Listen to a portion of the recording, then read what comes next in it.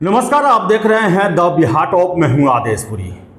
राहुल गांधी कांग्रेस के पूर्व राष्ट्रीय अध्यक्ष और लोकसभा में विपक्ष के नेता पिछले 4 महीनों में तीसरी दफे बिहार की यात्रा पर हैं। आपको बता दें कि कल राहुल गांधी बिहार आ रहे हैं और पटना आने के बाद सीधे वो हेलीकॉप्टर से बेगूसराय चले जाएंगे।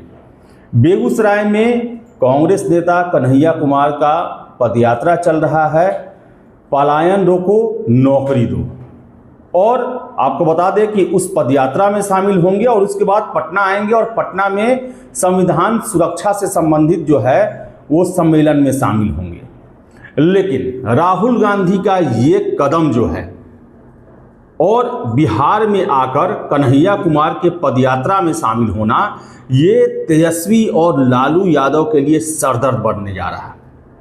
अब इसके क्या मायने मतलब निकलने जा रहे हैं वो आपको हम बताएंगे। सबसे पहले आपको बता दें, कन्हैया कुमार एक विवादित चेहरा रहे हैं, लेकिन विवाद में ही उनको एक बहुत बड़ा जन समर्थन मिला है। जन समर्थन जो है, चूँकि सीपीआई से जुड़े हुए थे, नेता रहे उसके, तो और बिहार में 2020 में भी एक जो है यात्रा कर चुके हैं और ऐसे में सीमांचल क्षेत्र में उनको काफ़ी जो है सपोर्ट मिला। अल्पसंख्यक, पिछड़े वर्ग, दलित वर्ग, काफ़ी उनका सपोर्ट मिला और एक बिहार में जो है वो नया उभरता हुआ चेहरा हो सकते हैं। और यही वजह है कि 2 लोकसभा चुनाव में कन्हैया कुमार को बिहार में एंट्री से लालू यादव राजद ने रोक रखा था।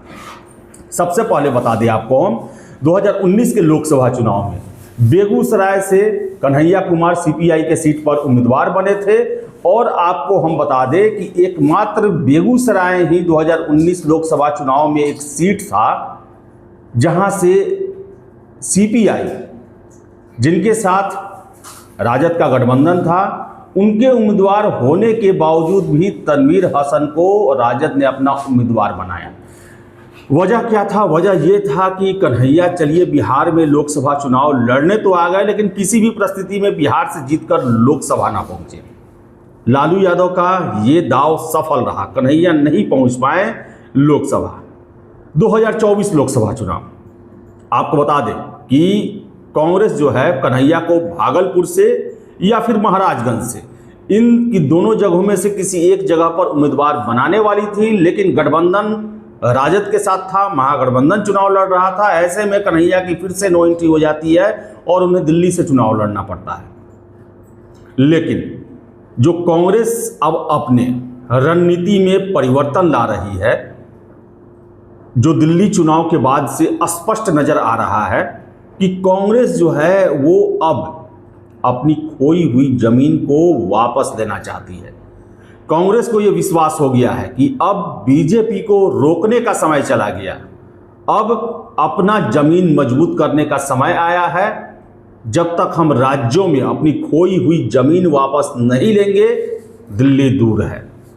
और दिल्ली के बाद इसका सबसे बड़ा प्रयोगशाला जो है वो बिहार बनने जा रहा है और उस प्रयोगशाला का सबसे बड़ा प्रयोग जो है वो कन्हैया कुमार बनने जा रहे हैं।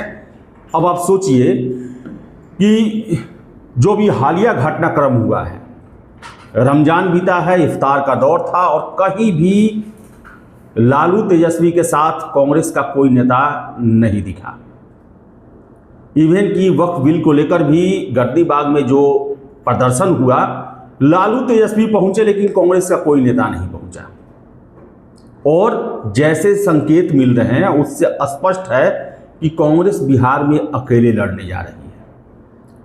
अब इसमें यह भी हो रहा है कि कांग्रेस जो है वो दबाव बनाने के लिए, ज़्यादा से ज़्यादा सीटों के लिए वो कन्हैया कुमार को आगे कर रही है या फिर वार्ता नहीं कर रही, जिससे दबाव बनेगा और वोट बैंक बचाने के लिए जो है या फिर तेजस्वी को सीएम बनाने के लिए लालू यादव उनको ज़्यादा सीट देंगे। लेकिन आपको हम बता दें, कांग्रेस की स्थिति अब स्पष्ट है कि उन्हें अपने राज्य में खोए हुए जनाधार को वापस लाना है और इसके लिए ज़रूरी है कि जो भी क्षेत्रीय दल हैं जो कांग्रेस की वोट में सेंधमारी किए हैं, उनको कमज़ोर करना। और इस फॉर्मूले में सबसे बड़े प्रतिद्वंदी जो हैं वो लालू यादव हैं, तेजस्वी यादव हैं, क्योंकि कांग्रेस के वोट बैंक को यूटिलाइज कौन किया? वो लालू यादव ही किए, अपने पाले में कर लिए। कांग्रेस को ये मतलब नहीं है कि 2025 के चुनाव में हमें 5 सीट मिलेगा या 10 सीट मिलेगा। उन्हें मतलब है अपना वोट बैंक बढ़ाने से, उन्हें मतलब है अल्पसंख्यकों के बीच में एक चेहरा देने की और कांग्रेस को मजबूत करने का मैसेज देने का कि वही बीजेपी और आरएसएस से लड़ सकते हैं। क्योंकि अगर हम देख लें तो क्षेत्रीय दलों के सहारे भले ही कांग्रेस कुछ सीटें जीत जाती है, राज्य की सत्ता में शामिल हो जाती है, लेकिन बीजेपी को नहीं रोक पा रही है। दिल्ली में लगातार जो है तीसरी दफे बीजेपी की सरकार बन गई और कांग्रेस जो है वो दिल्ली से अब ज़्यादा दिनों तक दूर नहीं रह सकती है। और इसके लिए ज़रूरी है कि जो बड़े राज्य हैं, चाहे बिहार है, फिर से आपको बता दें उत्तर प्रदेश है, इन सब राज्यों में अपनी ज़मीन को वापस पाया जाए। और यही सिरदर्द जो है सबसे ज़्यादा लालू यादव, तेजस्वी यादव के लिए बना हुआ है कि अगर कांग्रेस अपने बूते चुनाव लड़ती है, भले ही सीट वो ना जीत पाए, लेकिन राजद को हरवाने में एक बहुत बड़ा रोल अदा कर सकती है, उनके वोट बैंक में सेंधमारी कर सकती है। और फिर से एक और चीज़ देख लीजिए कि कन्हैया कुमार जो मुद्दा रखे हैं, पलायन रोको नौकरी दो। अब पलायन को लेकर सिर्फ नीतीश कुमार पे ही आरोप नहीं लगेगा। पलायन ऐसा मुद्दा है जो कि 90 के दशक में मजबूत हुआ। नीतीश कुमार भी पलायन, लालू यादव के शासन के जंगल राज के फलस्वरूप जो पलायन हुआ उसे रोकने का दावा करके 2005 में सत्ता में आए। रोक तो नहीं पाए बल्कि और बढ़ गया। और ऐसे में तेजस्वी का, आपको बता दें, कन्हैया कुमार का जो है वो ये स्लोगन जो है पलायन रोको, ये नीतीश के साथ साथ लालू यादव को भी बहुत ज़्यादा परेशान करेगी। इसके साथ नौकरी दो, तेजस्वी यादव भी नौकरी 2020, 2024 और 2025 के विधानसभा चुनाव में प्रमुख मुद्दा बनाने वाले हैं और कन्हैया कुमार के द्वारा भी ऐसा ही मुद्दा उठाया जाएगा। कन्हैया कुमार और तेजस्वी में देख ले, दोनों का राजनीतिक विचारधारा लगभग एक है। तेजस्वी पर वंशवाद का आरोप लगता है, तेजस्वी कई बार आजमाए जा चुके हैं, लेकिन कन्हैया जो हैं वो साधारण घर से अपने बूते अपनी एक पहचान बनाए हुए हैं और उनका पिछड़े समुदाय में, अल्पसंख्यक समुदाय में एक मजबूत पकड़ है जो राजद और लालू यादव को काफ़ी परेशान कर रही है।